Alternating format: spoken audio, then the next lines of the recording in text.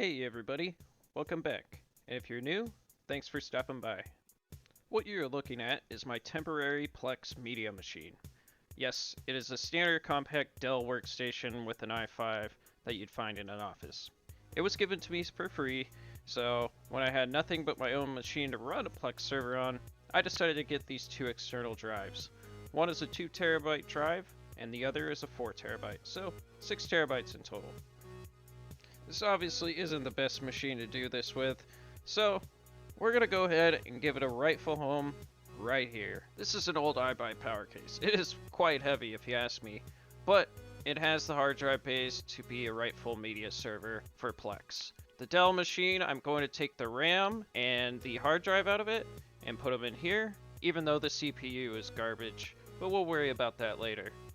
And then as well as addition to that, we're gonna go ahead and grab a video card, my old Sapphire VaporX R9 260X, and we'll just pop that in there so we at least have some video out, because the motherboard, the Asus ROG 970 in there, doesn't have any onboard video. So we'll put this in there, maybe crosswire it one day and test it for gaming, but I don't think it'll do too well. So let's get into it. Alright, so let's go ahead and get this workstation open. As you can see, it's very compact in here, but I'm just gonna go ahead and start removing things. First, DVD drive, and then unplug our hard drive there, slide the little blue plastic clip, and the whole hard drive page just pops right out. So pretty simple if you ask me. And yes, the hard drive's in upside down, but that's because one of the connectors lost part of the plastic, and it's the best way to keep the cable in place. So there's Windows out of there. As you can see, that little hard drive bay just all snaps together. Real simple stuff. Now, let's go ahead and get our RAM out of here. I only have 8 gigs of RAM. I don't have any spare RAM that I can find currently, so we're just gonna use these two Patriot sticks. And then the other two, one is an HP stick and just something generic, so nothing real special. And they're not the fastest DDR3 RAM either. But hey, I'm not going to be gaming on this. This is just to hold my media and be able to run a Plex server. And I know this little machine here was able to do it, so I'm pretty positive the iBuy power case will be great for it. So, here's the case we're going to be using. Now, quick note, none of these hard drives work. The PCBs have been fried and need to be replaced. That's due to an old power supply failing, but we won't worry about that right now. If you look up here, this is a PCIe expansion SATA port, since there are only 4 ports on the board that work currently, so we can have 8 drives total hooked up. But we're only going to have the hard drive and the DVD drive, so if we need to rip any movies, they're only backups, so FBI, I'm not doing the thing you think I'm doing. Anyway, looking up front, there you can see the 2 DVD drives. We're only going to be using one is IDE. Some hidden USB ports, yes they do work. And a little cubby here which I can't get open. So, in addition to that, I'll need to install an intake fan here, since I stole that for something else. After spending 5 minutes looking for my screwdriver, yep, I found it. There it is. Woohoo! Yeah. Anyways, I'm going to go ahead and speed up the footage here, as I'm just going to go ahead and install the power supply, video card, our RAM, and our hard drive, as well as plug everything in. But once we're done with that, I'll chime back in here. Now, note to y'all, the camera did cut off a couple times, so there might be some skips around. I do apologize, but at least you can see the progress. So, hang tight. I'll be back soon.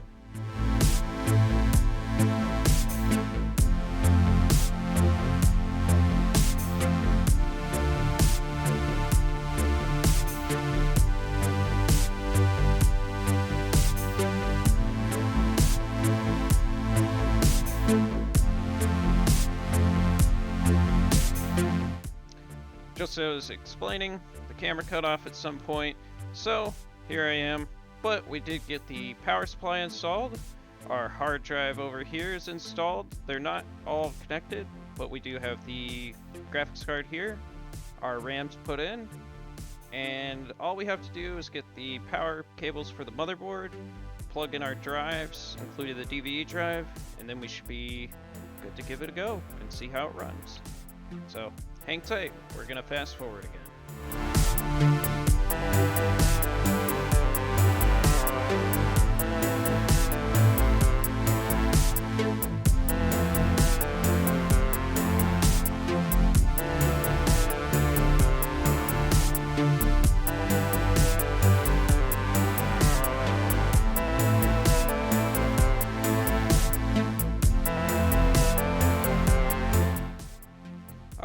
Power's all connected. So now it's time to reintroduce an old friend of ours from the Alienware build.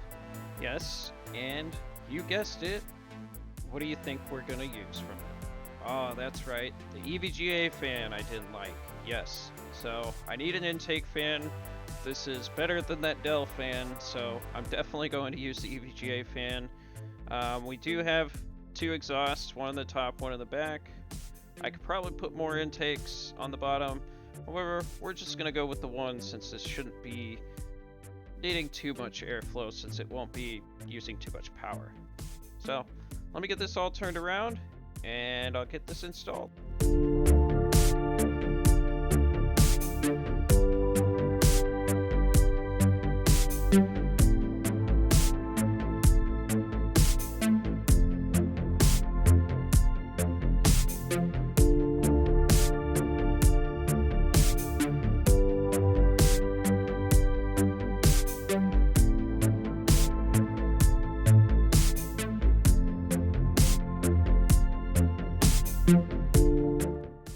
So, you're probably wondering where I'm going to put those external drives since the case top is kind of in a peak shape like a roof and there's no internal USB ports. Well, I'm going to go with the same trick I used when I put the Corsair Lighting Node Pros in the Alienware, and I'm just going to loop the USB cables out the rear PCIe I/O port.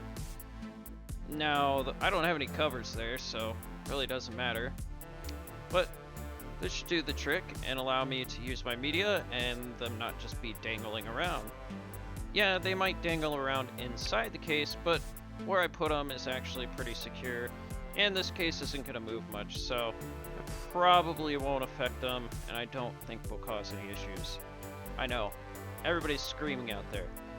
If you want, in the future I'll put some double-sided tape, but again, we're probably going to go back to using the internal drives eventually. I'm going to get the side panel put back on here, and then we're ready to go test it and make sure it boots up, posts, and I can access my media from other machines.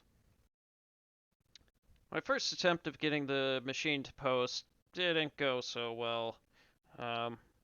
Received a black screen, monitor thought there was something plugged in but wouldn't give me the no signal. However, looking over the motherboard, turns out there was an issue with the BIOS, so resetting that got it working again. Alright, let's try that again. Make a noise.